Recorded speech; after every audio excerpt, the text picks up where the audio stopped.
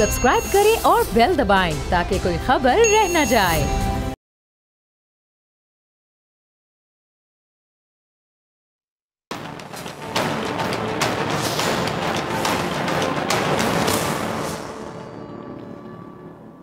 अस्सलाम वालेकुम नाज़रीन, मैं हूं डॉक्टर फ़िज़ा अकबर खान और मैं हूं पाकिस्तान और आप देख रहे हैं पाकिस्तान के सबसे बड़े न्यूज़ चैनल का नंबर 1 प्रोग्राम ऐसे नहीं चलेगा। कल बड़ी ईद का दिन होगा जब सुन्नत इब्राहिमी अदा की जाएगी। काश हम इस दिन पर अपनी अनाओं की कुर्बानी करें तो क्या ही अच्छा हो, दूसरों का एहसास पैदा हो जाए। लेकिन ये जो नफ्सा नफ्सी का आलम है, हर इंसान पहले अपने फ़ायदे की बात सोचता है और उस फ़ायदे के चक्कर में ज़्यादा अफसोस की बात कि चलिए अपना फ़ायदा तो आप सोच लें, लेकिन उस फ़ायदे के चक्कर में दूसरों को तो नुकसान ना पहुँचाएं। अल्लाह के बंदो, दूसरों के जब नुकसान पहुँचा के अपना फ़ायदा सोचते हैं तो ज़रा इस बारे में सोचिएगा। अब नाज़रीन, कहते हैं कि कुर्बानी के वक्त अपने जानवरों को जब ज़बा करते हैं ना, ज़बा करते हुए ज़रूर देखें, और जब जानवर ज़बा हो रहा हो तो उस वक्त वो जो मंज़र है वो जहन में लाया जाना चाहिए कि अगर कुर्बानी के जानवर की बजाय अपनी औलाद की कुर्बानी का हुक्म होता तो माँ बाप क्या करते, क्या गुजरती माँ बाप पर कि अपना बच्चा कुर्बान करना पड़ता अपने हाथ से।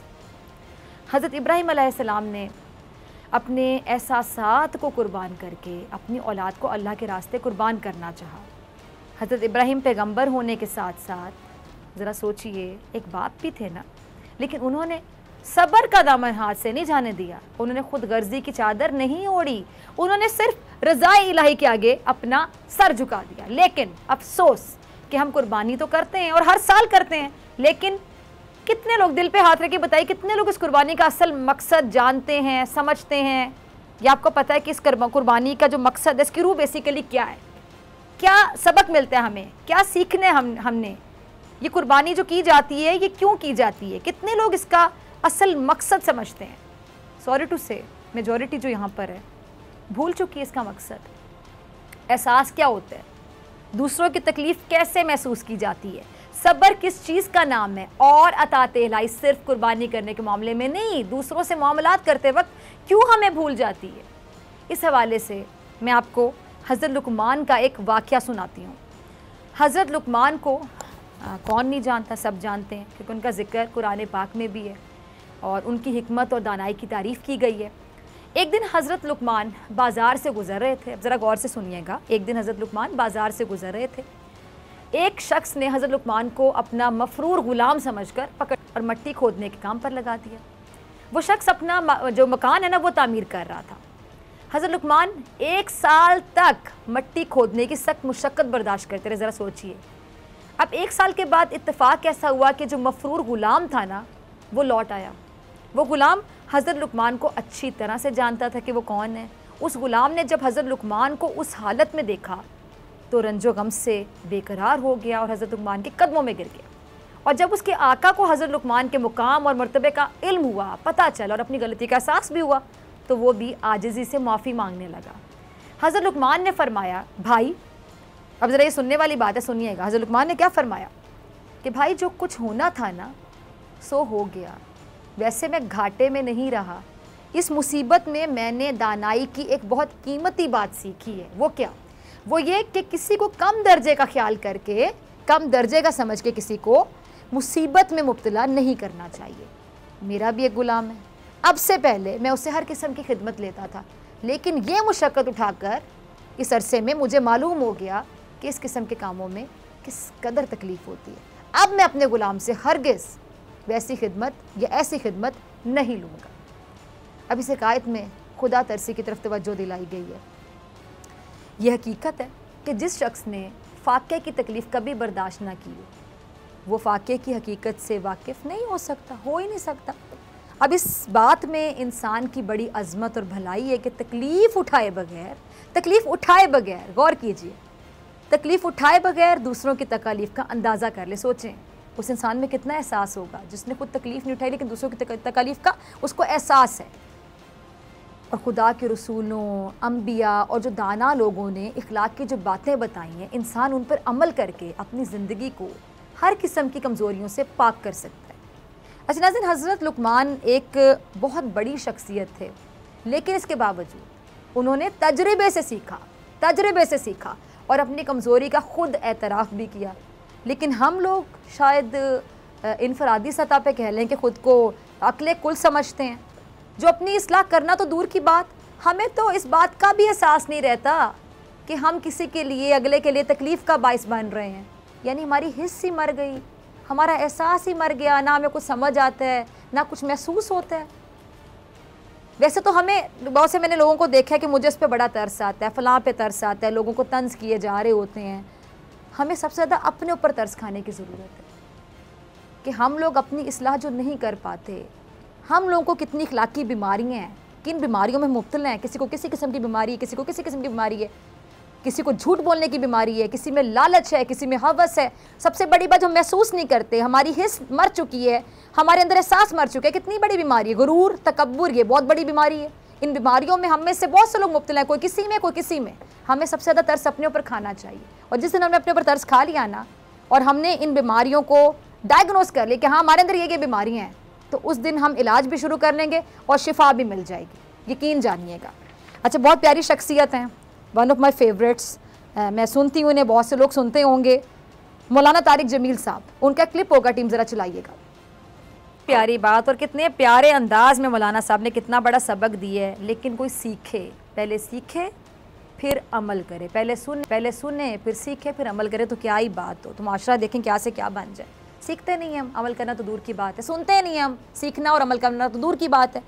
अब आपने देखा कि क्या फरमा रहे थे मौलाना तारिक जमील साहब कि आज के दौर में एहसास नाम की जो चीज़ है ना, वो इंसानी दिलों से उठ चुकी है। बिल्कुल सही फरमा रहे हैं, हमारे दिल मुर्दा हो चुके हैं, बिल्कुल सही कहते हैं, और बेसी हमारी रगों में दौड़ने लगी, बिल्कुल ठीक फरमाते हैं।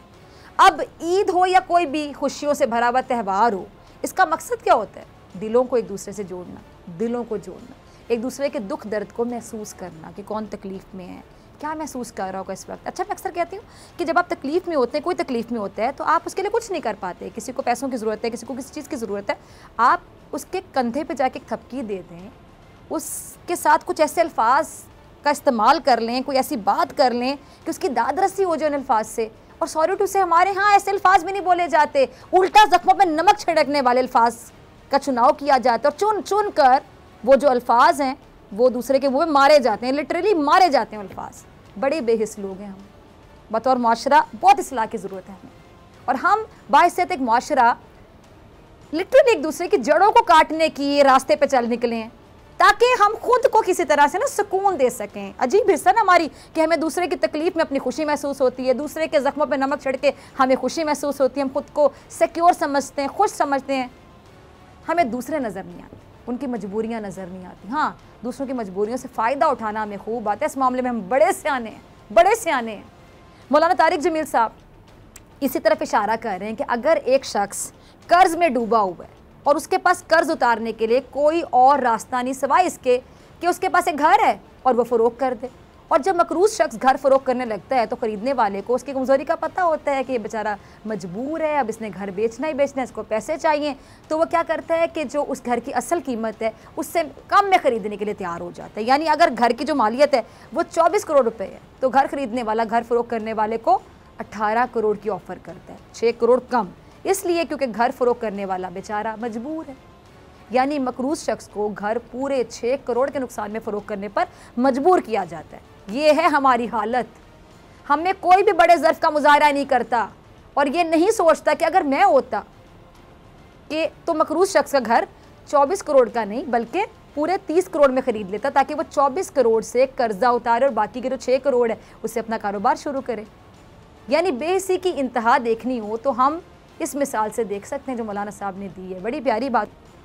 अब नाज़रीन, हमें सोचना चाहिए कि कहीं हमारे ज़मीर मुर्दा तो नहीं हो गए, कि हम इंसान को इंसान समझना छोड़ चुके हैं। अब कल ईद का दिन है, बड़ा दिन है, अब ऐसे में हमें करना क्या चाहिए? बड़ेपन का मुजाहिरा करना चाहिए, गरीबों का एहसास करना चाहिए, उनका ख्याल करना चाहिए, और जो कुर्बानी का गोश्त है उन लोगों में तकसीम करना चाहिए जो असल मायनों में हकदार है, मुस्तहिक हैं। ईद सिर्फ कुर्बानी करके फ्रीज़र जो है वो गोश्त से भर लेने का नाम ही। सॉरी टू से हमारे यहाँ बहुत से लोग ऐसे हैं जो अभी भी आधे से ज़्यादा गोश्त है, गोश्त का जो अच्छे वाला हिस्सा होता है, साफ़ सुथरा या ज़्यादा अच्छे वाला हिस्सा, वो फ्रीज़र में रख लेते हैं। क्या फ़ायदा इस कुर्बानी का? तुम लोग तो पूरा साल खाते हो, उनको दे दो जिनके बच्चों को नसीब नहीं हुआ, वो ईद वाले दिन इंतज़ार कर रहे थे कि शायद कहीं से आ जाए।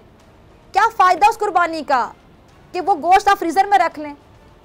हाँ, आप ईद का गोश्त खुद भी खा सकते हैं, लेकिन एक हिस्सा है, और जो खाएं वो ज़रा बराए मेहरबानी हाथ होला रख के खाएं, दोबारा भी खाने को मिल जाएगा। ये आखिरी दिन नहीं होता जब मिलता है खाने के लिए, ये साल में एक दिन नहीं होता। लेकिन सॉरी टू से कुछ लोग तो उसको शायद समझते हैं कि इसके बाद तो मिलेगा नहीं, इतना खाते हैं कि हॉस्पिटल पहुँच जाते हैं। ये बात आपको देखने में आती है कि जी जब भी ईद आती है, बड़ी ईद आती है, तो जो हॉस्पिटल है वहाँ मरीज़ों का रश होता है, मरीज़ों से भर जाता है हॉस्पिटल। क्यों? तमाम जो अस्पताल है वहाँ मरीज़ होते हैं। क्यों? क्योंकि जी खानों में, खाना खाने में इस कदर बदपरहेज़ी की जाती है कि अल्लाह की पनाह, यानी अपना भी एहसास नहीं है और दूसरों का भी। हालांकि ईद तो नाम ही एहसास का, ये कैसी ईद है जो आप लोग मनाते हैं सिर्फ अच्छे कपड़े पहन के, खुद खा खा के। अच्छा, सबसे ज़्यादा जो कुर्बानी की ईद में मुझे तकलीफ़ होती है, वो जो मंज़र मुझे लगता है, मेरे मुताबिक सबसे ज़्यादा तकलीफ़ दे होता है, वो पता है क्या होता है? गंदगी के तूफ़ान। हालांकि हमारा मज़हब क्या कहता है, सफाई निस्फ़ ईमान है। मैं अक्सर कहती हूँ इसमें सिर्फ ये वाली सफाई नहीं होती, मतलब मेरा ये जहन कहता है कि शायद दिल की सफाई भी होती है, दिमाग की सफाई भी होती है। वो जो सफाई है वो हर तरह से होती है कि दिल में किसी के लिए मैल ना रखें, लोगों को माफ़ करके सोया करें, किसी से हसद ना करें, बोग्स कीना ये दिल में ना रखें, हर तरह की सफाई होती है। खैर ये लंबा एक सब्जेक्ट है, इस पर बहुत ज़्यादा डिस्कशन हो सकती है। अभी जो तूफ़ान है वो मतलब कितनी ज़्यादा गंदगी आपको सड़कों पे नज़र आती है। ये जो जानवरों की लाशें हैं गली मोहल्लों में फेंक दी जाती हैं, और कई लोग तो ये जो कुर्बानी के जानवर हैं उनका खून तक साफ़ नहीं करते हैं, वो भी सड़कों पे आपको गिरा हुआ नज़र आ रहा होता है जगह जगह पर। कुर्बानी के जानवरों की जो गंदगी है, अलाइशें, उससे ताफुन उठेगा ना, और ये जो सिलसिला है वो कई दिन तक चलता रहता है। अब पता नहीं हम क्यों ये भूल जाते हैं कि सफाई तो हमारे दीन का हिस्सा है, सफाई निस्फ ईमान है, आधा ईमान है। सोचें ज़रा, सफाई को आधा ईमान कहा गया, फिर क्यों जानवरों की जो अलाइशें हैं वो ठिकाने लगाने के बजाय अवाम गली महल्ले, सड़कों पे, चौकों पे, चौराहों पे हर जगह फेंक देते हैं, जिससे ना सिर्फ गंदगी फैलती है बल्कि इस वजह से आपको पता है ये जो माहौल है वो भी आलूदा हो जाता है, तरह तरह की बीमारियां फैलती हैं, शहर का शहर कचरा कुंडी का नक्शा पेश करने लगता है। ये हमारा आप कह लें कि एक वो बदतरीन इज्तिमाई रवैया और बदतरीन इज्तिमाई रवैया जिसे सुधारने में हमारे प्यारे नबी सल्लल्लाहु अलैहि वसल्लम का ये फरमान भी हम पर असर नहीं करता कि सफाई निस्फ ईमान है, जिसका इतलाक़ इनफरादी और इज्तिमाई हर शोबे पर होता है। लेकिन हम हैं कि हमारे कान पर जूं तक नहीं रेंगती है। नबी पाक सल्लल्लाहु अलैहि वसल्लम की एक और हदीस है कि मुसलमान वो है जिसके हाथ और ज़बान से किसी दूसरे मुसलमान को तकलीफ़ ना पहुँचे। लेकिन हम कुर्बानी के जानवर की गंदगी को बीच चौराहे पर फेंक कर क्या दूसरों की तकलीफ़ में इजाफ़ा नहीं करते? लेकिन हमें इस बात का एहसास तक नहीं। ईद के दिनों में रुकावटें लगा कर रास्ते बंद कर देते हैं। किसी को तकलीफ़ होती रहे, हमें क्या, सानों की फ़िक्र है, उसको ही हो रही है ना, हमें क्या फ़र्क पड़ता है? ये है हम लोगों की असलियत। कराची जैसा शहर जहाँ थोड़ी सी बारिश क्या हो जाए, शहर पूरा शहर ही समंदर बन जाता है। समंदर जाने की ज़रूरत ही नहीं आपको, पूरा शहर समंदर का मंजर पेश करता है, जिस गली में चले रहेंगे समंदर ही होगा वो। अब ऐसे में जो रोशनियों का शहर है उसमें कुर्बानियों के जो जानवरों का जो ये वेस्टेज मटेरियल है ये चौराहों में गलियों में फेंक दिया जाए तो फिर बताएं कि शहर की क्या हालत होगी। अब इसका अंदाज़ा लगाना मेरे से मुश्किल नहीं है। और सबसे ख़तरनाक बात कि जानवरों की जो अलाइशें हैं ये एयरपोर्ट के पास फेंक दी जाती हैं, फिर ढेर सारे परिंदों का जो झुंड है वो इकट्ठा हो जाता है और ये परिंदे हवा में उड़ते हैं। फिर क्या होता है ज़रा सोचिए, उनके जहाज़ के साथ टकराने के इम्कानात बढ़ जाते हैं, इससे बहुत बड़ा कोई फ़ज़ाई हादसा होने का खदशा भी जन्म ले सकता है। लेकिन हम नहीं सोचेंगे। हम क्यों सोचेंगे? अब कुर्बानी करते वक्त हमें मेरे ख्याल से इन बातों का अब सोच लेना चाहिए। पहले कभी नहीं सोचा तो आज सोच लें। हमें अपना भी ख्याल रखना है, हमें दूसरों का भी ख्याल रखना है और हमें एक दूसरे को समझाना है। जितना आपको पता है आप एक दूसरे को समझाएं। अब अगर हम बात करें कोरोना वायरस की, जो ये भारतीय किस्म डेल्टा वायरस है, इससे भी ख़तरा जो बढ़ रहा है, इस हवाले से भी आपको जितनी इन्फॉर्मेशन है आप दूसरों के साथ शेयर करें।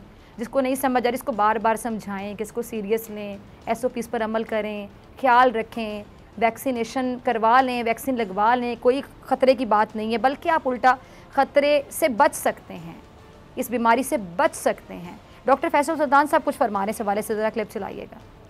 अरे डॉक्टर साहब को आपने सुना, मुराद अली शाह साहब का भी क्लिप होगा, ज़रा टीम वो भी चलाइएगा। अच्छा सुना आपने, जब कोरोना फैला था तो आपको याद होगा कि सबसे पहले सिंध हुकूमत ने लॉकडाउन लगाया, जो कि सिर्फ लॉकडाउन नहीं था बल्कि सख्त तरीन लॉकडाउन था, इसकी तारीफ़ भी की गई। और वाकई बहुत काबिल तारीफ़ अमल था सिंध हुकूमत का। यानी सिंध हुकूमत कोरोना को लेकर तब बेहद संजीदा थी और यही वजह थी कि मुराद अली शाह साहब कोरोना केसेस की जो बढ़ती शरह थी उसको देखकर अपने जज्बात पर काबू नहीं रख सके। और ये आपने जो क्लिप देखा, इस क्लिप में आपने देखा कि बहुत ज़्यादा आबदीदा हो गए थे। वो बाकायदा हाथ जोड़कर कौम से अपील की कि अवाम कोरोना को लेकर संजीदा रवैया अपनाएं। अच्छा, उस वक्त वज़ीर आला सिंध के जो बरवक्त इक़दाम हैं, हम कह सकते हैं कि उनकी बदौलत, उनकी वजह से सिंध में जो कोरोना है उसके ख़िलाफ़ काफ़ी कामयाबी मिली, जिस पर जितनी तारीफ़ की जाए कम है सिंध हुकूमत की। लेकिन एक बार फिर अब देख रहे हैं कि कोरोना को लेकर जो हालात हैं वो बेकाबू हो सकते हैं, यानी अभी भी कंट्रोल में लेकिन हो सकते हैं। गौर करें, अब इसीलिए एहतियात करना वक्त की अहम ज़रूरत है और शायद हल भी यही है कि एहतियात की जाए। अब कहीं ऐसा ना हो जाए कि हम अपनी बेहतियाती की वजह से हाथ, फिर क्या होगा।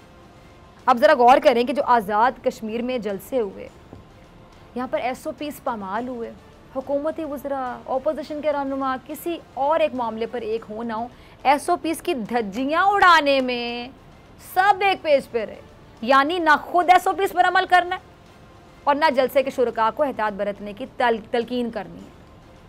लेकिन वज़ीर आज़म जब आज़ाद कश्मीर की इंतखाबी मुहिम पर गए तो उन्होंने अवाम से SOPs पर अमल करने की अपील की। ज़रा क्लिप चलाइएगा इमरान खान साहब का। कोरोना की पहली लहर से लेकर अब तक वज़ीर आज़म इमरान खान साहब का जो किरदार, अगर मैं कोई मिसाली रहा तो बिल्कुल गलत नहीं होगा और मैं झूठी तारीफ़ की बिल्कुल कायल नहीं हूँ।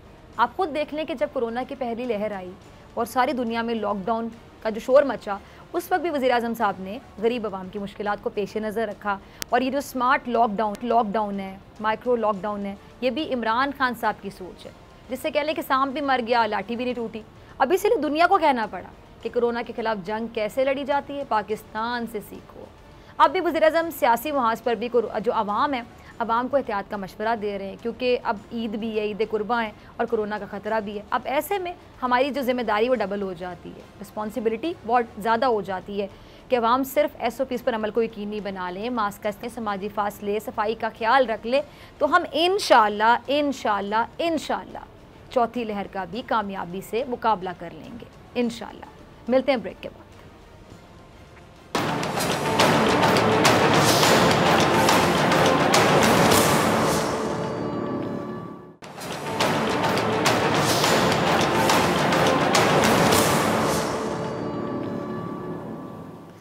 वेलकम बैक नाज़रीन। मुल्क में जो कोरोना केसेस हैं उनकी तादाद में एक बार फिर से हम देख रहे हैं कि इजाफा होने लगा है और गुज़िश्ता 24 घंटों की अगर मैं बात करूं तो उसके दौरान 2145 मुस्बत केसेस रिपोर्ट हुए हैं और मज़ीद जो 37 अफराद हैं उनकी ज़िंदगियों को ये वायरस निगल गया है। अब मुल्क में जो मुस्बत केसेस हैं उसकी शरह की अगर मैं बात करूँ तो ये जी 5.25% रिकॉर्ड की गई है। वैक्सीनेशन के हवाले से वफाकी वज़ीर बराए मनसूबाबंदी और NCOC के जो सरबराह असद उमर साहब, उन्होंने कहा है कि कल पहली दफ़ा पाकिस्तान में एक दिन में 6 लाख से ज़्यादा वैक्सीनेशन की गई और वैक्सीनेशन की जो बढ़ती हुई तादाद है ये हौसला अफजा है, लेकिन इसमें और तेज़ी लाने की अभी ज़रूरत है ताकि जो तमाम समाजी और मुआशी पाबंदियाँ हैं वो ख़त्म की जा सकें। अच्छा, जब तक आबादी का बड़ा हिस्सा वैक्सीन नहीं लगवाता, पाबंदियाँ बहुत ज़रूरी हैं। अच्छा, अब एक तरफ इस वबा का सामना है और दूसरी तरफ मवेशी मंडी में आवाम का रश लगा। शहरी बिल्कुल भी SOPs को फॉलो नहीं कर रहे। मेरी आवाम से दरख्वास्त है, अपना भी ख्याल करें और दूसरों का भी, और कोरोना से बचें और दूसरों को बचाएं। कुर्बानी करें लेकिन दूसरों के लिए मुसीबतें खड़ी मत करें। अच्छा, कल ईद उल अज़हा है और ईद के मौके पर गोश्त का जो इस्तेमाल है वो बहुत ज़्यादा बढ़ जाता है और ये तो आप सब जानते हैं कि किसी भी चीज़ की जो ज़्यादती होती है, जब वो ज़्यादा हो जाती है तो नुकसान का बाइस होता है। और अक्सर लोग कहते हैं कि मोहब्बत जो होती है ना वो भी ज़्यादा नहीं होनी चाहिए, एक लिमिट होनी चाहिए। तो किसी भी चीज़ को आप गोश्त ले लें, खाना ले लें, खुराक ले लें, वो जो ज़्यादा हो जाती है ना मिकदार से, वो आपको परेशान करती है। अब जो ख़ासतौर पे ईद के हवाले से, कल ईद है, लोग जो गोश्त खाएंगे और हाथ होला रख के नहीं खाएंगे और हॉस्पिटल्स में हमेशा की तरह रश लग जाएगा, बहुत सी चीज़ें ईद को लेकर, और कोरोना को कैसे आपने SOPs को फॉलो करना है, कोरोना के साथ साथ ईद को कैसे मनाना है। बहुत ही प्यारे 2 मेहमान मेरे साथ मौजूद हैं। किसी तारुफ के पार्लिमानी सेक्रेटरी से डॉक्टर साहिबा मेरे साथ मौजूद हैं, नौशीन हामिद साहिबा। डॉक्टर साहब बहुत शुक्रिया ज्वाइन करने के लिए। और डॉक्टर सहर चावला हैं जी, न्यूट्रिशनिस्ट हैं, बहुत अच्छी डॉक्टर हैं, पढ़ाती भी है मेडिकल कॉलेज में। बहुत शुक्रिया डॉक्टर सहर आपका भी ज्वाइन करने के लिए। अच्छा डॉक्टर नौशीन, मैं पहले आपकी तरफ आना चाहूँगी। अब ईद भी है, कोरोना केसेस में इजाफा भी हो रहा है, चौथी लहर जो बहुत ज़्यादा ख़तरनाक है, तो इस हवाले से हुकूमत ने जो इक़दाम किए नाज़रीन के साथ वो भी शेयर कीजिएगा इस प्लेटफॉर्म से। अगर आप नाज़रीन को कुछ गाइड करना चाहते तो प्लीज़ ज़रा गाइड भी कीजिएगा। जी देखिए, बिल्कुल इस वक्त हम लोग फिर एक मुश्किल फेज में हैं और जिस तरह से ये डेल्टा वेरिएंट इस वक्त पाकिस्तान में मौजूद है और इस वक्त जितने केसेस हैं उनमें 70% ज़्यादा हमें केसेस डेल्टा वेरिएंट के मिल रहे हैं। इसकी सबसे अहम बात ये कि डेल्टा बहुत ज़्यादा इसकी ट्रांसमिसिबिलिटी है, ये बहुत तेज़ी से फैलता है, बहुत मतलब कि ज़्यादा से ज़्यादा लोगों को अगर एक पेशेंट होता है तो उससे बहुत ज़्यादा लोग जो है वो इन्फेक्ट हो जाते हैं।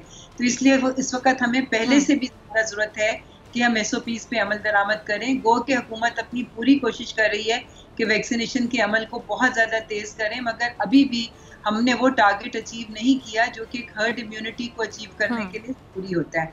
तो उससे पहले हमारे पास वाहिद जरिया जो है इस वायरस से बचने का और इसके फैलाव को रोकने का वो SOPs पे अमल दरामद है, जिसमें सबसे ज़्यादा ज़रूरी जो है वो मास्क का इस्तेमाल है और दूसरी जो है वो फिजिकल डिस्टेंसिंग है और तीसरी बात ये कि गैर ज़रूरी मास्क जो हैं उनसे बचा जाए। देखिए अल्लाह ताला इंशाअल्लाह ताला हम जल्द उस टारगेट को पहुंच जाएंगे जब हम अपनी नॉर्मल ज़िंदगी की तरफ वापस आ सकेंगे, मगर अभी थोड़ा सा टाइम उसमें बाकी है। तो उस टाइम के आने तक हम लोगों को मिलने जुलने से गुरेज करना है। कल ईद का दिन है, सब अपनी मतलब की खुशी ज़रूर मनाएं, मगर SOPs के साथ और सिर्फ अपनी फैमिली के अंदर रहें और गैर ज़रूरी जो हम लोग बाहर निकलते हैं के लिए या पब्लिक प्लेसेस पे जाते हैं उसमें मेरी दरख्वास्त है कि लोग जो है उसको थोड़ा सा अवॉइड कर लें और उसके अलावा जो सुबह मस्जिदों में नमाज ज़रूर जाएं, पर जिस तरह से आपको हिदायत दी गई है कि घर से वुजू करके जाएं, अपना जानमाज लेके और दो के दरमियान जगह रखें। तो अगर हम इन सारी चीज़ों के ऊपर मास्क का इस्तेमाल ज़रूर करें तो इंशाअल्लाह ताला हमें उम्मीद है कि ये फिर ईद जो है ये हमारे लिए बाइसे ज़हमत नहीं होगी बल्कि बाइसे रहमत होगी इंशाल्लाह। लेकिन अगर आपकी बातों को आवाम गौर से सुने और अमल कर ले, मैं अभी भी बात करी थी पहले सेगमेंट में कि मौलाना तारिक जमील की बड़ी प्यारी एक क्लिप था, मैंने शेयर किया, तो मैंने कहा कि पहली बात हम सुनते नहीं हैं, सुनने के बाद फिर होता है कि हमने उसको समझना है और समझने के बाद फिर हमने अमल करना है। तो हम तो पहले स्टेप पे फारिग हो जाते हैं कि हमने सुनना ही नहीं है, सुनने के बाद फिर हम इस्लाह कैसे करेंगे, अमल कैसे करेंगे। तो खुदारा जितने लोग सुन रहे हैं डॉक्टर साहब की बातों पे गौर कीजिए और अमल करने की कोशिश कीजिएगा। और अब मैं डॉक्टर सहर आपकी तरफ आना चाहती हूँ। डॉक्टर साहब की भी अच्छी अच्छी बातें ज़रा सुनिएगा कि अब कल ईद भी है और गोश्त आपको पता है कि जी लिमिट से ज़्यादा लोग खा लेते हैं, लोग हाथ होला रख के नहीं खाते हैं। डॉक्टर सहर खासतौर पर हमारे शहर लाहौर में तो बहुत केसेस आते हैं, आपको पता ही होगा। तो फिर कैसे आपने बैलेंस भी रखना है, ईद को एंजॉय भी करना है, क्योंकि सारी बातें मज़े मज़े के पकवान होते हैं, खाने को दिल भी चाहता है, तो क्या करना है। फिर कोरोना भी है, एहतियातें जो है आप तजवीज़ क्या करना चाहेंगे इस प्लेटफॉर्म से। अच्छा, अस्सलाम वालेकुम, thank you so much doctor Fiza for having me on your show. देखिए बात ये सवाल में ही जो है वो जवाब पोशीदा है, हमने ईद को एंजॉय करना है। अगर आप इतना खा लेंगे कि आप चल नहीं पाएंगे और आपको हॉस्पिटल में जाना पड़ जाएगा या आपको बार बार बाथरूम के चक्कर लगाने पड़ जाएंगे तो डेफिनेटली आप ईद एंजॉय नहीं कर पाएंगे। आपके सवाल में जो है वो आपका जवाब एसोसिएटेड है, आप कम खाएंगे तो ही आप ईद एंजॉय कर पाएंगे। और ये मतलब नहीं है अगर कि हमारे पास कुर्बानी की ईद है या फिर ये वो ईद है जो कि हमारे पास रेड मीट के साथ एसोसिएटेड है तो अब हम अपनी कमर बांध लें और अब हम रेड मीट ही खाना शुरू कर दें। जैसे कि आपने कहा कि excess of everything is bad. Please खुदा के लिए ईद के दिन भी बिल्कुल फेस्टिविटी है, आपने एंजॉय करना है, लेकिन ईद के दिन भी अपनी प्लेट वैसे ही बनाइए जैसी प्लेट आप अपनी रेगुलर रूटीन में बनाते हैं। हाँ, इस बार जो आपका मेन कोर्स है, जो आपका मेन पोर्शन साइज है वो आपका मीट है, लेकिन कोशिश करें कि अपनी प्लेट को 1/4 मीट से ज्यादा ना भरें। बाकी प्लेट को आप रोटी से भरें, बाकी प्लेट को आप सैलेड से भरें, बाकी प्लेट को आप रायते से भरें। म्याना रवि से खाएंगे तो आपको प्रॉब्लम नहीं होगी। याद रहे कि रेड मीट हमारे पास हाई क्वालिटी प्रोटीन है, हाई क्वालिटी प्रोटीन है, हीम आयरन का ये सोर्स है। हमारे स्टमक को, मैदे को बहुत ज्यादा मेहनत करनी पड़ती है इसको डाइजेस्ट करने में, अच्छा खासा तेजाब सिक्रीट करना पड़ता है इसको डाइजेस्ट करने में। आप जितना ज्यादा खाएंगे आपके स्टमक को उतना ज्यादा तेजाब सिक्रीट करना पड़ेगा, क्योंकि जाहिर है उसने उसको एक खास साइज के टुकड़ों में तोड़ के आपकी आंतों तक भेजना है ताकि वो ठीक तरह से डाइजेस्ट हो सके। अब जब वो इनटेक जरूरत से ज्यादा बढ़ जाता है, तेजाब भी जरूरत से ज्यादा मैदे को निकालना पड़ जाता है, तो फिर आपको जो प्रॉब्लम है वो सबसे पहले तेजाबियत से शुरू होती है, फिर उसके बाद आपको और भी एब्डोमिनल डिस्कम्फर्ट होती है, खुदा ना खास्ता, फिर इसके बाद हॉस्पिटल भी जाना पड़ जाता है, लोगों को नोजिया वॉमिटिंग भी शुरू हो जाती है, तो ना आप अपनी ईद एंजॉय कर पाएंगे, ना वो खाना जो आपने खाया है उसका आप जायका एंजॉय कर पाएंगे, तो इसका कोई फायदा नहीं है। लेकिन अफसोस की बात हमारे यहाँ पे है कि लोग सबक सीखते नहीं है, हर साल यही गलती करते हैं और फिर उसके बाद अपने लिए सेहत के प्रॉब्लम्स क्रिएट करते हैं बहुत ज्यादा, यानी खुलकर एंजॉय करते हैं इनको। ठीक है, खुल के। खास करके ये परेशानी की बात उन लोगों के लिए जो कि ऑलरेडी यूरिक एसिड के पेशेंट होते हैं, ब्लड प्रेशर के पेशेंट होते हैं, हाइपरटेंशन के, आपके पास डायबिटीज के पेशेंट होते हैं, बिल्कुल उनमें जब स्पेशली ये ज्यादती हो जाती है, तेजाबियत वगैरह, तो वो प्रॉब्लम्स है ना जो एक नॉर्मल हेल्थ के बंदे के साथ एसोसिएटेड है। अब जब एक यूरिक एसिड वाला बंदा खाएगा, उसको यूरिक एसिड का अटैक प्रेसिपिटेट कर जाएगा, उसका गाउट का अटैक जो है वो उस वक्त एग्रीवेट कर जाएगा, ज्यादा हो जाएगा। आप अपने लिए प्लीज ये प्रॉब्लम खड़ी मत करें। आपने ईद के दिन भी ख्याल करना है कि इस वक्त आपको एक ऐसी बायोमेडिकल प्रॉब्लम है, एक ऐसी डिजीज है जिसमें आप इस तरह की बदपरहेजी ज्यादा अफोर्ड नहीं कर सकते। ठीक है जी, ठीक है। अच्छा डॉक्टर साहब, आपकी तरफ आना चाहती हूँ। हमने देखा है कि जब ये SOPs पर सख्ती से अमल करवाया जाता है तो केसेस में हम देखते हैं कि कमी हो जाती है, और जब नरमी की जाती है तो केसेस में इजाफा हो जाता है। यानी जब हम SOPs पर अमल करवाएंगे, सख्ती से अमल करवाएंगे, तो लोगों को अपनी जान का या अपनी सेहत का थोड़ा सा ख्याल आएगा कि हमारी जान, हमारी सेहत, हमारे से जुड़े लोगों की जान और सेहत जो इम्पॉर्टेंट है। यानी अब ये बतौर माशरा हम कहाँ चले गए हैं, देख कर परेशानी होती है आपको जिस पोजीशन पे आप बैठी हैं, कि आप लोगों को रिक्वेस्ट करनी पड़ती है, बारहा डॉक्टर्स को रिक्वेस्ट करनी पड़ती है, हुकूमत के जितने ओहदेदार हैं उनको रिक्वेस्ट करनी पड़ती है कि अपना और अपने प्यारों का ख्याल कर लें। यानी ख्याल, ये एहसास हमें खुद नहीं है। जी, अनफॉर्चुनेटली देखें, जब भी आपने देखा है कि पिछली ये चौथी वेव है, पिछली जितनी वेव्स भी, सेकंड वेव, थर्ड वेव जो आई थी, वो तभी आती है जब पाबंदी में नरमी होती है। और हालांकि पाबंदियों में नरमी जो है वो गवर्नमेंट की स्ट्रिक्ट इंस्ट्रक्शंस के साथ होती है, हदायत के साथ होती है कि SOPs पे अमल दरामद किया जाए। आप देखें कि आज कुछ ऐसे ममालिक भी हैं जहाँ पर उनको किसी किस्म का लॉकडाउन वगैरह नहीं करने पड़े, सिर्फ SOPs पे अमल दरामद की वजह से वहाँ ना सिर्फ ये कि बहुत महदूद तादाद में केसेस हुए, बल्कि ज़िंदगी भी उनकी नॉर्मल चलती रही, क्योंकि वहाँ पे हर एक ने विदाउट फेलियर, हर एक ने मास्क का इस्तेमाल किया, और उन लोगों ने जिस तरह से जो सोशल डिस्टेंसिंग रखने को कहा गया था उसको रखते हुए वो अपने ऑफिसेज में भी जाते रहे, वो अपने स्कूल्स में भी जाते रहे, वो अपने कारोबार भी करते रहे, और वहाँ पर बिल्कुल वो डिजीज़ कंट्रोल में रही है। ये मैं कोरिया की बात कर रही हूँ।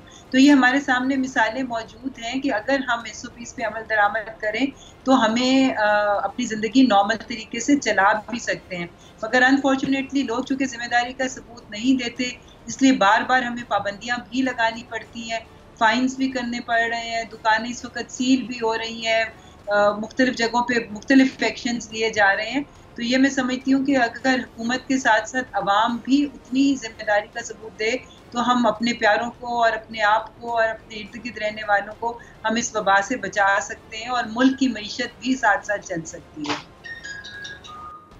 ठीक है, ठीक है, बहुत प्यारी बात। अच्छा डॉक्टर साहब, आपकी तरफ आ रही हूँ। अब ये जो आपने पहले भी जिक्र किया यूरिक एसिड के हवाले से, ये जिस तरह लोग आते हैं आपके पास बीमार होके, ज़्यादा सारा गोश्त खा के, तो ज़्यादातर केसेस किन लोगों के होते हैं, किस किस्म के केसेस होते हैं? सिर्फ यूरिक एसिड होता है या स्टमक अपसेट करके आते हैं, या कुछ सीरियस नौयत के भी मरीज़ आते हैं? अच्छा देखिए, मेरे पास एज ए न्यूट्रिशनिस्ट लोग तब आते हैं जब उनकी बायोकेमिकल लैब रिजल्ट्स अच्छे खासे खराब हो चुके होते हैं, और जब उनको पहले मेडिकल स्पेशलिस्ट ने, उनके गैस्ट्रोएंट्रोलॉजिस्ट ने, उन्होंने कह दिया होता है कि अब आप डाइट से भी अपने आप को जो है, क्योंकि हमारे यहाँ पे ना हिसाब थोड़ा उल्टा है। नॉर्मली आपके पास किसी भी चीज के ट्रीटमेंट में क्या होना चाहिए कि पहले आप प्रिकॉशन और प्रोफाइलेक्सिस की तरफ जाएं, उसके बाद आप मेडिकल ट्रीटमेंट। प्रोफाइलेक्सिस यानी पहले आप उस वो मेजर्स दें कि आपको बीमारी बिल्कुल हो ही ना, ठीक है, और पहले आप नेचुरल रेमेडीज यानी आप न्यूट्रिशन इस्तेमाल करें। एक बड़ी खूबसूरत बात है, एक बड़ा खूबसूरत कोट है कि the doctor of the future will treat the patient not by medicine but by nutrition, but by diet. हमारे यहाँ पे हम सीधा पहले मेडिकल दवाइयों का इस्तेमाल करते हैं, बॉडी के एंजाइम्स को ऊपर नीचे जो उसके लेवल से ऊपर नीचे करने की कोशिश करते हैं। आप देखेंगी अक्सर यूरिक एसिड के पेशेंट है, वो कहेंगे कोई नहीं मैं तो मैं यूरिक एसिड की मेडिसिन खा रहा हूँ, लेकिन वो गोश्त की प्लेटें भर के खाई जाएंगे। आप अक्सर डायबिटीज डायबिटीज के पेशेंट्स को देखेंगी वो अपने इंसुलिन के शॉट्स और डोजेस जो हैं उसको यूनिट बाय यूनिट बढ़ाते जाएंगे, लेकिन वो अपनी डाइट में एहतियात नहीं करेंगे। ये नहीं पता इन लोगों को। अल्लाह का शुक्र है, शिफा देने वाली अल्लाह की जात है, मेरे पास ऐसे पेशेंट हैं जिनके इंसुलिन के शॉट्स महीने के अंदर अंदर आधे से भी ज्यादा कम हुए हैं सिर्फ डाइट को कंट्रोल करके। एंड पीपल हैव रियलाइज्ड कि एक्चुअली पहला इकदाम हमारे पास डाइट का कंट्रोल होना चाहिए था। अब मैं आपके सवाल की तरफ आ जाती हूँ। मेरे पास लोग तब आते हैं जब उनके यूरिक एसिड के लेवल्स बहुत ऊपर चले गए होते हैं, या फिर जब उनको खुदा ना खास्ता लीकी गट का इशू हो रहा होता है, एसिडिटी का प्रॉब्लम बहुत ज्यादा हो गया होता है, एच पाइलोरी पॉजिटिव हो गए होते हैं। एच पाइलोरी आपके पास बैक्टीरिया होते हैं जो कि आपके पास एसिडिटी और गट इन्फेक्शन से एसोसिएटेड होता है। जो आपके उनके ब्लड शुगर लेवल्स हैं, HbA1c वो बहुत ज्यादा आ रहे होते हैं। तो उसके रिवर्सल में, क्योंकि ये जो सारी चीजें हैं ये हार्मोन से और ब्लड के खून के बायोकेमिकल मार्कर से एसोसिएटेड है, उसमें 3 से 6 महीने लगते हैं। फिर मैं अक्सर अपने पेशेंट्स को कहती हूँ कि जिस तरह बेड़ा गर्क करने में टाइम लगता है उसी तरह बेड़ा सुधारने में भी टाइम लगता है। तो फिर अब टाइम लगता है कि with the passage of time, and it's not just about diet. ये नहीं होता कि सिर्फ आप डिटॉक्स पे गए, आपने अच्छी सब्जियां खाना शुरू की, ठीक है, जो दालें खाने की जरूरत है, जो नहीं खाने की जरूरत, फल खाने की जरूरत है, नहीं खाने की जरूरत, इसका इस्तेमाल करना शुरू किया। आपको अपनी पूरी जिंदगी को, पूरी रूटीन को क्लेंस करना पड़ता है। It is about the change in lifestyle.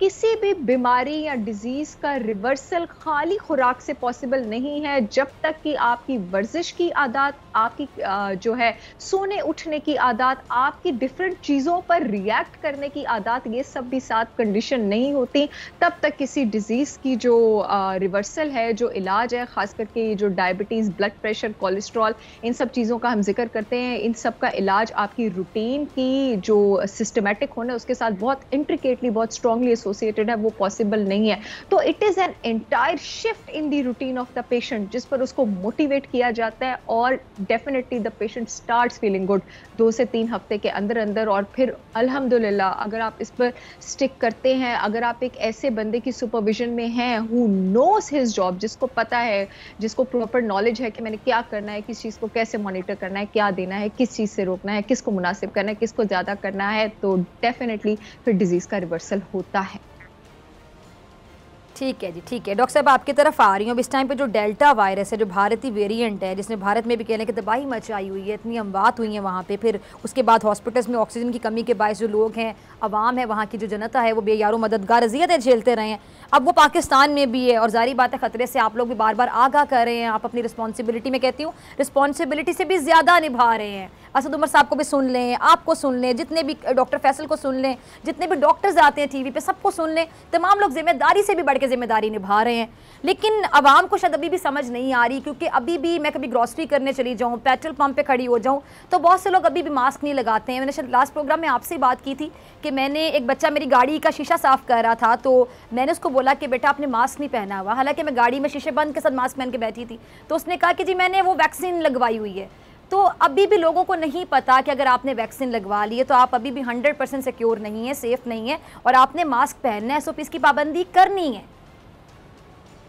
बिल्कुल ऐसे ही है जी। देखिए अब हमें ये बात समझनी है कि ये वायरस जो है ये अब कुछ अरसे तक हमारे साथ मौजूद है, दुनिया में भी मौजूद है, हमारे मुल्क में भी मौजूद है, और हमें अब इस अपनी ज़िंदगी के लाइफस्टाइल को अब चेंज करना है। बिल्कुल जिस तरह अभी सहर बात कर रही थी कि हमें अपने लाइफस्टाइल्स जो हैं उनको मॉडिफाई करना है, इसी तरह इस वायरस के साथ भी हमें अपने लाइफस्टाइल को मॉडिफाई करना है, जिसको आज दुनिया में एक न्यू नॉर्मल का वर्ड दिया गया है कि हमें एक न्यू नॉर्मल लाइफस्टाइल के साथ अपने आप को अडेप्ट करना है। और ये SOPs जो हैं, मास्क का इस्तेमाल, हाथ धोने, हाइजीन अपनी रखनी, एक दूसरे के साथ सोशल डिस्टेंसिंग करनी, फासले पे बैठना, और तो ये सारी चीज़ें अब हमारी ज़िंदगी का हिस्सा बन जानी चाहिए, क्योंकि यही वो तरीका है जिससे हम अब इस वायरस के साथ जो है, जो कुछ अर्सा ये दुनिया में वायरस हमारे पास मौजूद है, जब तक दुनिया में हर्ड इम्यूनिटीज़ के मुताबिक इसके साथ डेवलप नहीं हो जाती, तब तक ये वायरस के साथ हमें इसी तरह जीना सीखना होगा।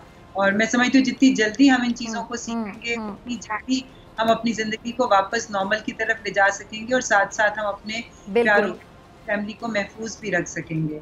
तो ये अब हमें सीखना होगा और हुकूमत की बताई हुई हदायत पे अमल करना होगा। ठीक है। अच्छा डॉक्टर साहब, एक बड़ा अहम सवाल डॉक्टर नौशीन, बल्कि मैं आपसे भी इस पे कमेंट लूँगी, आखिरी मेरे ख्याल से 4 से 5 मिनट हैं, तो मैं चाहती हूँ कि आप लोगों की मौजूदगी का मैं फ़ायदा उठाऊँ। तो मैं ये चाहती हूँ कि माशरे के इस्लाम में अगर किसी का भी किरदार हो सकता है थोड़ा सा, आपका, आप दोनों में से किसी का, मेरा, तो हमें वो किरदार या जिम्मेदारी समझ के निभानी चाहिए। अब हमारे यहाँ क्या होता है डॉक्टर नौशीन साहब, आपसे भी पूछूँगी सर, आपसे भी पहले सर मैं आपकी तरफ आती हूँ डॉक्टर साहब, कि कुर्बानी का गोश्त जो होता है ना, सबको कहते हैं ना हमारी पंजाबी में सारे ने अपनी अपनी पई होती है कि जी किसी तरह ना फ्रीज़र भर लिए जाएं। लोगों के घर 2-2 फ्रीज़र्स होते हैं, या कुछ लोगों को मैं जानती हूँ कि वो, मैं सर पकड़ के बैठ गई, जिन्होंने एक फ्रीज़र सिर्फ इस मकसद के लिए रखा होता है कि वहाँ पे गोश्त फ्रीज़ कर लें ताकि महीना चलता रहे। अब मुझे बताएं कि वो कुर्बानी का मकसद तो ख़त्म हो गया ना, कि आपने फ्रीज़र में अपने लिए कर लिया, ठीक है आपका हिस्सा है उतना रखें जितना आपका है, आपको तो अल्लाह के बंदो सारा साल नसीब होता है, उनको पहुँचाएं जो हकदार हैं। दूसरा डॉक्टर सहर, इसमें एक और पहलू है, अगर आप इस पहलू पे भी गौर करें कि जो फ्रीज़र में आपने फ्रीज़ किया हुआ गोश्त, महीना, 35 दिन, 40 दिन, कोई तो माशाल्लाह 2-2 महीने चला लेते हैं उस गोश्त को, तो वो जो उसमें बैक्टीरिया पैदा हो सकता है वो कितना खतरनाक हो सकता है, माइक्रो ऑर्गेनिज्म की उसमें ग्रोथ हो सकती है, तो ये अपने को नुकसान पहुंचाने वाली बात है, गुनाह भी और नुकसान भी। जी डॉक्टर साहब, इसके बाद मैं आपकी तरफ भी आऊंगी। जी डॉक्टर साहब, गुड क्वेश्चन। पहले मैं इसका साइंटिफिक आंसर दूंगी, उसके बाद मॉरल आंसर दूंगी। वैसे जो आपके पास गोश्त की शेल्फ लाइफ होती है वो 3 से 6 महीने होती है, अगर वो एयर टाइट कंटेनर्स में फ्रोजन है, टाइटली पैक्ड, तो ऐसा तो कोई भी हमारे पास पैक्ड नहीं होता। मोर ओवर, जब आप गोश्त को बहुत देर फ्रीजर में रखते हैं तो एक प्रोसेस आपके पास हो जाता है जिसको आप कहते हैं फ्रीजर बर्न। उसका मतलब ये है कि जो फ्रीजर की ड्राई एयर होती है वो आपके पास क्रैक्स प्रोड्यूस कर देती है गोश्त में, जिसकी वजह से गोश्त में सब्लिमेशन होती है, जो उसके ऊपर क्रिस्टल्स होते हैं आइस के, वो लिक्विड में कन्वर्ट होने की बजाय डायरेक्ट गैस में कन्वर्ट होते हैं। और इस गोश्त को अगर आप बहुत ज्यादा देर पड़ा रहने देते हैं और पकाते हैं तो इसके डिस्ट्रॉय होने के चांसेस ज्यादा होते हैं। फिर हमारे पास यहाँ पे एक और बात भी आ जाती है, जो बार बार हम फ्रॉस्टिंग और डीफ्रॉस्टिंग गोश्त की करते हैं, एक बार के बाद जब आप दूसरी बार डीफ्रॉस्टिंग गोश्त की करते हैं उसके ऊपर क्रैक्स आ गए होते हैं, उसमें माइक्रो ऑर्गेनिजम्स एब्जॉर्ब होते हैं। शुरू में तो हो सकता है कि इस प्रोलॉन्ग्ड गोश्त को फ्रीज करने की वजह से, इस फ्रीजर बर्न की वजह से आपको उसका सिर्फ थोड़ा सा टेस्ट खराब हो, लेकिन बाद में उसका जायका भी खराब होता है और उससे भी ज्यादा आपकी इखलाकियात खराब होती हैं। जैसे आपने बात की है फिजा, मैं भी इस तरह लोगों को जानती हूँ कि जो दिखावे के लिए तो इतने इतने बैल, इतनी इतनी ऊँट कुर्बान कर देते हैं, लेकिन अनफॉर्चुनेटली उसके बाद वो उन्हीं के फ्रीजर्स में जाता है और उन्हीं के असर रसूख रखने वाले रिश्तेदारों के और लवाहकीन के घरों में जाता है। मैं ये बात बहुत ब्लंटली कहना चाहूंगी कि यकीन करें ऐसी कुर्बानी की किसी को जरूरत नहीं है, इसको कुर्बानी कहते ही नहीं है। कुर्बानी नाम किसका है? सेक्रीफाइस का। आप में इतना ज़र्फ ही नहीं था कि आप अपना हिस्सा बांट सके, आपको एहसास ही नहीं आया जिस मकसद के लिए कुर्बानी बनाई गई थी, तो अपने फ्रीजर बनने के लिए, अपने स्टेटस सिंबल के लिए, लोगों को बताने के लिए कि मैंने इतने बकरे और इतने गाय किए थे, ना ये चीज आपकी सेहत के लिए अच्छी है, ना ये चीज आपकी इखलाकियात के लिए अच्छी है। खुदा के लिए इसका जो असल एसेंस है उसको समझने की कोशिश करें, और एक बार जब आप उन लोगों में देंगे जो इसके असल मुस्तहिक है, तो यकीन करें जितना माला माल आप उस वक्त फील करेंगे ना, उतना माला माल आप किसी भी चीज से फील नहीं करेंगे। बिल्कुल। अच्छा डॉक्टर नौशीन साहिबा, सवाल आपने सुना था, आपसे भी यही सवाल कि क्या हमारे अंदर एहसास मर चुका है, और इस एहसास को अगर मैं कहूँ कि कोरोना के लिए भी कि SOPs फॉलो करना, एक दूसरे का ख्याल रखना, वो उस मामले में भी यानी बात ये कि टू कट शॉर्ट एहसास ही मर चुका है? नहीं, ऐसी बात नहीं है। मैं नहीं समझती कि हम सबको एक ही नज़र से देखें। बीच में बहुत अच्छे लोग भी हैं, बीच में ऐसे लोग भी हैं सब नहीं। बिल्कुल आप सही कह रही हैं, बिल्कुल आई टोटली एग्री कि सब ऐसे नहीं हैं, लेकिन बहुत से लोग हमारे माशरे में अब भी ऐसे हैं। जी बिल्कुल। देखिए, अल्लाह ताला ने बड़ी क्लियर हमें डिस्ट्रीब्यूशन बता दी हुई है, 1/3 1/3 और 1/3। मेरा ख्याल है कि कुर्बानी करने का असल मकसद तो अल्लाह ताला की फरमाबरदारी और उसकी खुशनुदी है। तो अगर हम डिस्ट्रीब्यूशन भी उसी के बताए गए अहकामात के मुताबिक करें तो तभी इस कुर्बानी का फ़ायदा भी है, क्योंकि बहुत से लोग ऐसे हैं जिनका मैं समझती हूँ कि उनको ये साल में एक दिन ये मौका मिलता है जब वो भी पेट भर के गोश्त खा सकते हैं। तो ये असल में उन लोगों का हक है जो कि सारा साल इसका इंतज़ार करते हैं, और फिर हमने देखा है कि किस तरीके से वो जिन घरों में कुर्बानी हो रही होती है उनके बाहर उन्होंने लाइनें लगाई हुई होती हैं इस उम्मीद पे कि उनको अच्छा हिस्सा मिलेगा। तो बिल्कुल ये आपके प्रोग्राम के थ्रू मैं समझती हूँ बड़ा अच्छा मैसेज है कि लोगों को ये एहसास दिलाया जाए कि असल मुस्तहिकों को दिया जाए, बेशक अपना हिस्सा भी उसमें दे दिया जाए तो उसमें कोई हर्ज नहीं, क्योंकि हम लोग तो सारा साल ही इन नेमतों से मुस्तफीद होते हैं। मगर ये एक मौका ऐसा बेहद प्यारी बात। बहुत प्यारी बात डॉक्टर साहब है कि अगर अपना हिस्सा भी हम दे दें तो क्या ही बात है। चले मैं कहती हूँ जो उनका हिस्सा है वही दे दें तो भी क्या ही बात है। डॉक्टर साहब आपका लास्ट कमेंट, मुझे क्लोजिंग की तरफ जाना है। जी, मेरा लास्ट कमेंट यही है कि everything in moderation including moderation. म्याना रवि को थाम के रखें, खास करके क्योंकि इस वक्त न्यूट्रिशन के हवाले से मुझे बुलाया गया है। बहुत म्याना रवि से खाएं, आप खुश भी रहेंगे, ईद भी इंजॉय करेंगे और हर चीज़ से आपको इस्तेफादा भी होगा। ठीक है जी, दोनों मेहमानों का बहुत शुक्रिया। इसी के साथ डॉक्टर फिज़ा दीजिए इजाज़त। आपसे मुलाकात होगी इंशाल्लाह कल same time same channel Eid show में। अगर ज़िंदगी ने वफ़ा की दुआ में याद रखिएगा, अपने अपने प्यारों का बहुत ख्याल रखिएगा। अल्लाह ने के बाद